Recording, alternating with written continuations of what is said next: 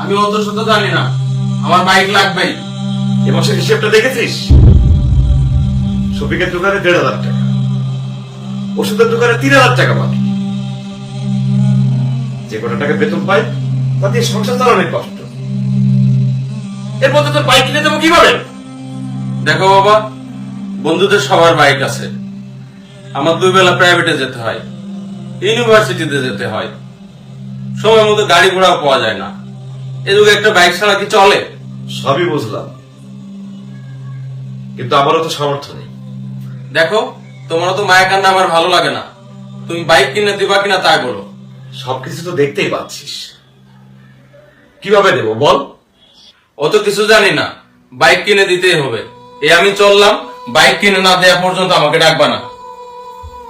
এ কথা বলে আকাশ ঘরের দরজা লাগিয়ে দেয়।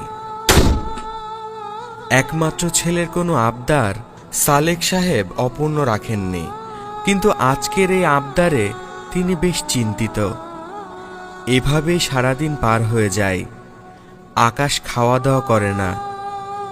রাতে খাবার খাওয়ার জন্য তার বাবা তাকে ডাকছে। আকাশ, দরজাটা খোল বাবা, ভাত খেয়ে নে। বলেছি না আমাকে ডাকবা না, ভাল লাগে না। বাইক না কিনে দেওয়া পর্যন্ত আমাকে ডাকবা না। আচ্ছা ডাকবো না, তা তুই ভাতটা খেয়ে নে। আমার খিদে নেই, তোমাদের খাওয়া তোমরা খাও।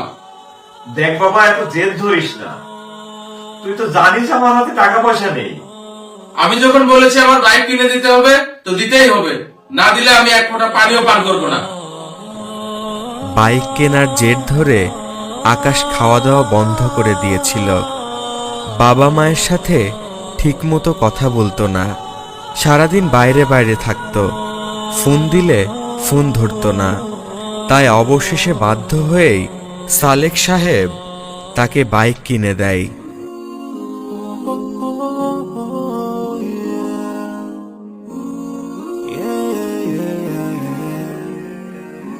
So many dreams, yeah, in my life.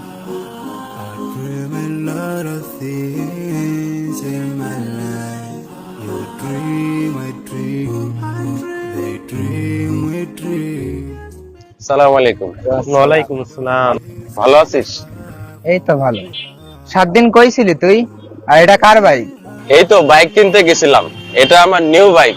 সত্যি এটা তোর বাইক? তোর কি মনে হয় আমি চুরি করে এনেছি? দোস্ত কত বললো বাইকটা? এই সব মিলে 3 লাখ। ভালো হয়েছে। চা খাবি? না, তোরা খা, আমি একটু রাইড দিয়ে বেড়াচ্ছি, আর বাইক নিয়ে নানি বাড়ি যাব বাইকটা দেখাতে। আচ্ছা যা তাহলে, ভালো থাকিস। আচ্ছা, ভালো থাকিস। Yeah, my biggest dreams to see you, see you. But no one is like you. I wish to see.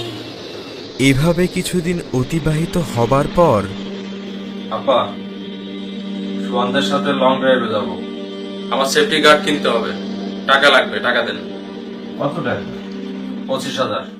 1 সপ্তাহ হয়নি বাইক কিনে দিয়েছি, এখন এত টাকা পাবো কই? লং ড্রাইভে যাচ্ছি, কিছু হয়ে গেলে কিন্তু আপনার দোষ, আপনিই দায়ী থাকবেন বলে দিলাম। এই কথা শুনে সালেক সাহেব আলমারিতে জমিয়ে রাখা শেষ সম্বলটুকু দিয়ে দেন। এই নে, আমার কাছে 10,000 আছে, বিপদ আপদের জন্য রেখে দিয়েছিলাম, এর বেশি আমার দেওয়ার কায়দা নেই। রাগী রাগী মুখে টাকাটা নিয়ে আকাশ বেরিয়ে যায়। প্রতিনিয়ত তার চাহিদা বাড়তেই থাকে, আর সালেক সাহেব একমাত্র ছেলের আবদার কষ্টকর হলেও পূরণের চেষ্টা করেন। এভাবে 3 মাস পার হয়ে যায়। সালেক সাহেব বাগানের গাছগুলোতে পানি দিচ্ছিলেন, তখন রশিদ সাহেব কল করেন।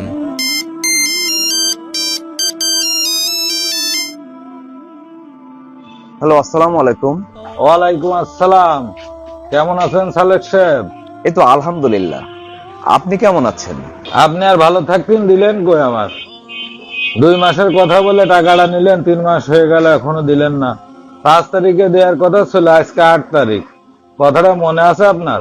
রশিদ ভাই, আমাকে আর কয়টা দিন সময় দিন, আমি এ মাসে আপনার বাকি টাকাটা দিয়ে দেব।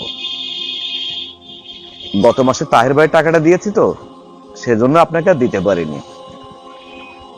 আপনারা দুজনে আমাকে এমন চাপাচাপি করলে আমি কোথায় যাব? এসব কথা ছেলের বাইক কিনে দেওয়ার আগেই ভাবার দরকার ছিল। যাই হোক, আমি 15 তারিখ পর্যন্ত সময় দিচ্ছি, এর মধ্যে টাকাগুলো পরিশোধ করে দিয়েন, অন্যথায় বিকল্প ব্যবস্থা নিব। রাখছি। ভাই,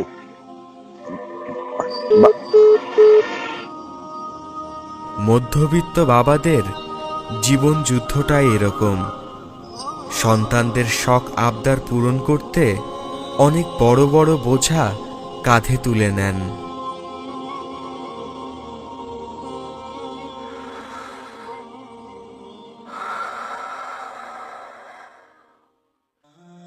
বাবার সাথে করা অন্যায়গুলোর কথা ভারাক্রান্ত হৃদয় নিয়ে মিয়াবাড়ির আম গাছের নিচে বসে আকাশ ইমাম সাহেবকে খুলে বলছিলেন, জানেন হুজুর, আমি যখন যা চেয়েছি আমার বাবা সেই আবদার পূরণ করেছে, আর আমি শুধু বাবার প্রতি জুলুম করেছি। আজ খুব অনুভব করি বাবা কি ছিল আমার জীবনে।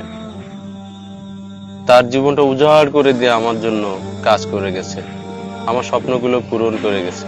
আমি বাবার জন্য কিছুই করতে পারিনি, কিচ্ছু করতে পারিনি হুজুর। বাবা তুমি ক্ষমা করে দিও আমায়। দেখো, এভাবে নিজেকে দোষারোপ করো না, যা হবার ছিল তা তো হয়ে গেছে। তুমি আল্লাহর কাছে বেশি বেশি ক্ষমা প্রার্থনা করো, নিশ্চয়ই আল্লাহ ক্ষমাশীল। আর মা বাবার জন্য এখন অনেক কিছু করার আছে তোমার। তাদের জন্য সদাকা জারিয়া করো, তাদের জন্য বেশি বেশি দোয়া ইস্তেগফার করো, তাদের ওসিয়তগুলো পূরণ করো, ঋণ থাকলে ঋণগুলো পরিশোধ করে দাও। বেশি বেশি তাদের জন্য এই দোয়া করো, রব্বির হামহুমা কামা রব্বায়ানি সগীরা। আর এইভাবে বসে না থেকে চলো আমরা তাদের কবর জিয়ারত করতে যাই। এতে তোমার মনটাও পাতলা হবে, তারাও শান্তি পাবে।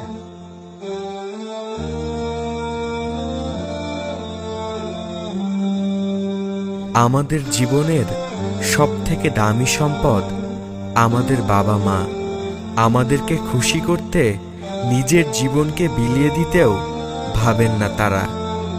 সুতরাং হে ভাই আমার, আপনি খেয়াল রাখুন আপনার শখ যেন আপনার মা বাবার কষ্টের কারণ না হয়ে দাঁড়ায়।